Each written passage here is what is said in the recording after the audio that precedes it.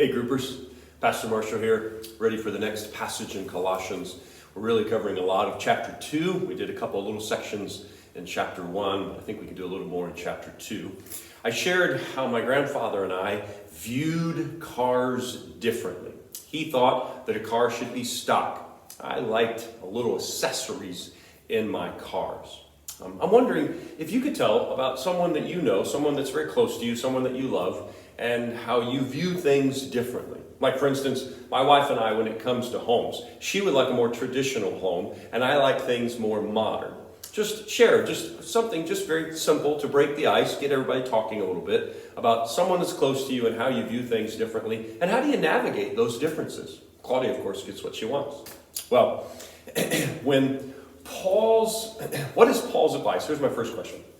What is Paul's advice to the Colossians in verses 6 and 7? Can you sum that up in your own words? How would you explain to a young Christian what it means, how to go about being rooted and established in Jesus? Rooted and built up and established in Jesus. What does that mean? How does it work? Second, Paul ends verse 7 by saying that we should be overflowing with thankfulness. Would you describe yourself as overflowing with thankfulness? What is preventing you from being overflowing with thankfulness? And then just as a group, but specifically you personally, make sure you make a note about this in your Bible or in your phone. What will you do just this week to add some thankfulness to your life? Well, what human philosophies and traditions do you think that you are vulnerable to believing?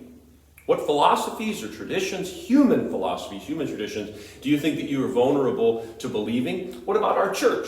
Do you think that there are any philosophies or traditions that our church is vulnerable to believing? And how do these tempt you, or how do they tempt us into thinking that Jesus is not enough? Next question. What kinds of things do you tend to add to Christ in order to feel like you are accepted and that you are forgiven? What kinds of things do you think that you add to the gospel so that you feel more secure?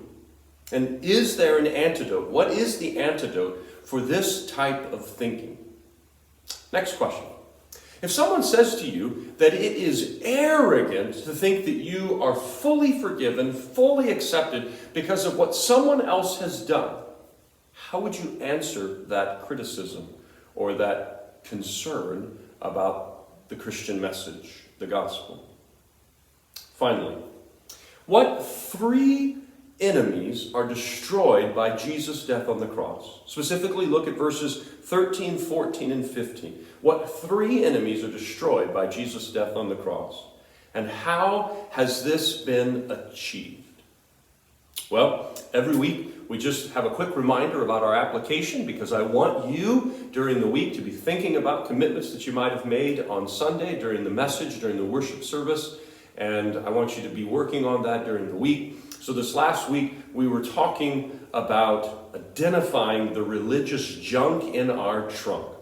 And I talked about three different things. The junk that we would add to Christianity to think that it would make us more secure, that we would add to the gospel so that we would feel like we are saved, that has to be done. And I talked about religious junk. First of all, those are things like laws in the Old Testament, festivals, things like that. And then I talked about spiritual experiences, mystic junk.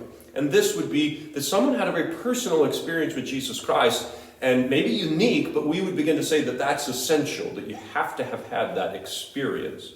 And then third, I just talk about the rules junk. And boy, the list here is longer than my arms are wide. How we were just tempted as religious people to add rules because they're easily identified, they're easily measured, they're easily punished. How we would add religious junk that would just be based on human ideas that make us better people, make us better Christians. Well, what junk is in your trunk? Hope you have a great group, and I look forward to seeing you next week as we continue our study in Colossians.